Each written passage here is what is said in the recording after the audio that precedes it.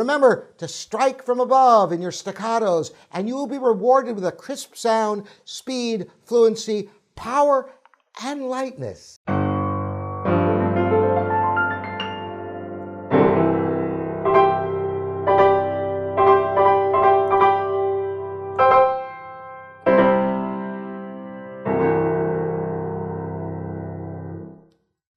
Hi, and welcome to livingpianos.com. I'm Robert Estrin, and today we're going to talk about why you must strike from above in your piano playing. Now, I must qualify this to say that this is not always the case. I'm talking about a very specific technique. In fact, striking from above gets a harsh, ugly sound in some circumstances. For example, when playing large chords, striking from above sounds pretty hideous. Listen to the opening chords to the Tchaikovsky B-flat minor piano concerto, striking from above.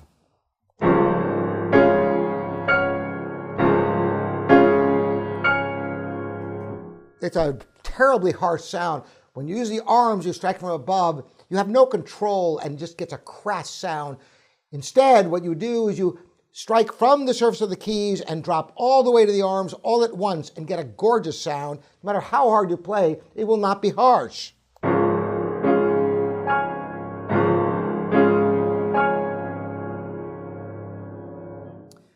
So then, when is striking from above appropriate?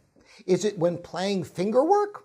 Well, for slow practice, sometimes raised fingers are a good way to delineate which fingers are up and down so you get clean releases of notes. This is useful, for example, in practicing scales and arpeggios.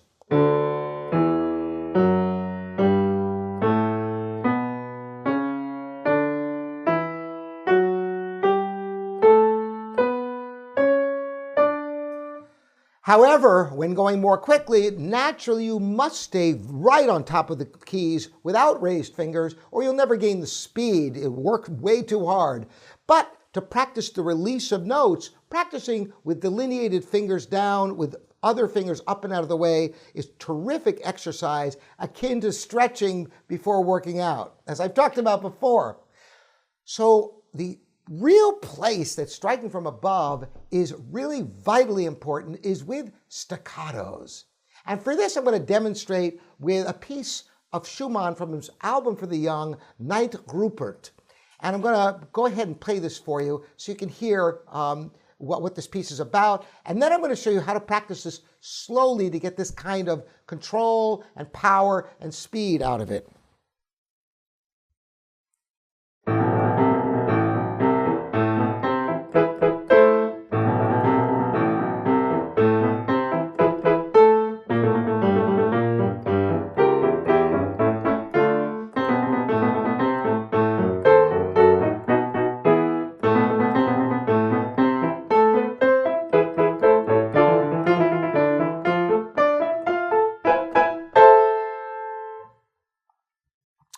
So, when practicing slowly, you might be tempted to play it like this.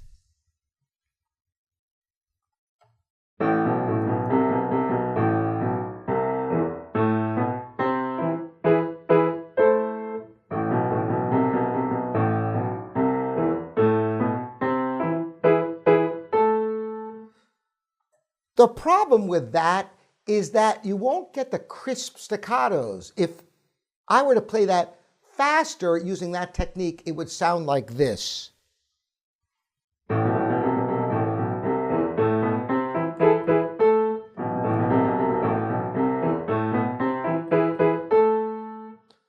Compared to playing it with striking from above. And I'm going to show it to you slowly so you understand what I mean in just a moment. But listen to the difference.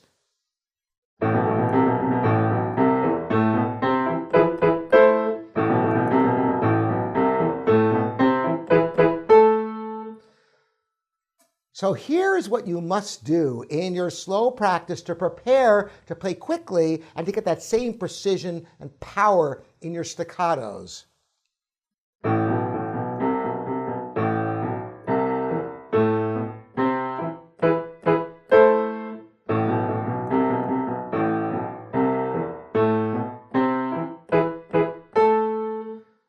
Notice how it's the wrist that is doing all the work.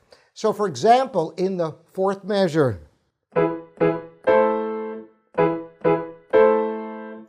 and make sure you don't go down to the note before you play it like this. This is what you want to avoid. Down, down. No, strike from above. Listen to that difference of the clarity of the staccatos and the power you naturally get from the wrist. The other thing to avoid is using the arms for the up and down motion. If you use the arms, they're so big and heavy, you'll get this sound.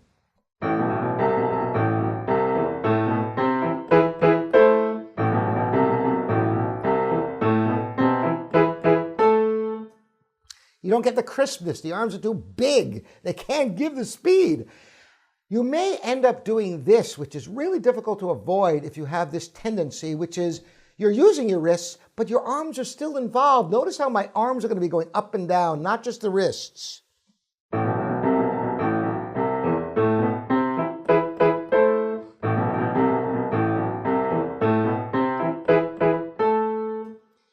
And it just bogs down. You can't get the speed. You can't get the crispness. But when playing it just for the wrist, I'll do it a little under tempo, then up to tempo. Listen to the crispness and notice how the arms, yes, they must go side to side to get over the right keys, but they do no up and down motion. That's all performed from the wrist.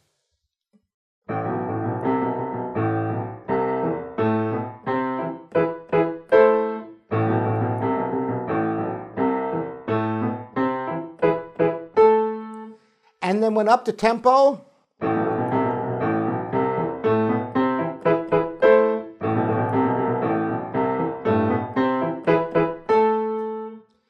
this technique, incidentally, is so universal that even if it's not something powerful like this, if you're playing a Bach minuet, getting the staccatos,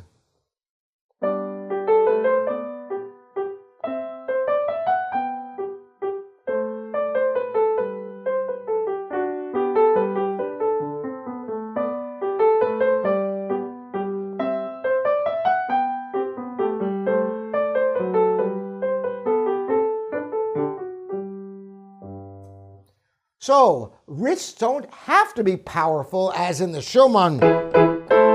They can be light. If I were to play that same minuet using the arms, listen to the difference of the sound.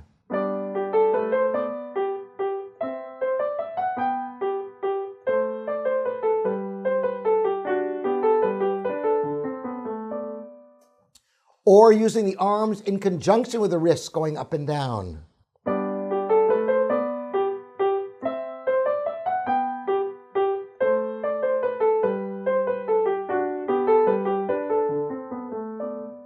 But again, just using the wrist, the crispness and the control.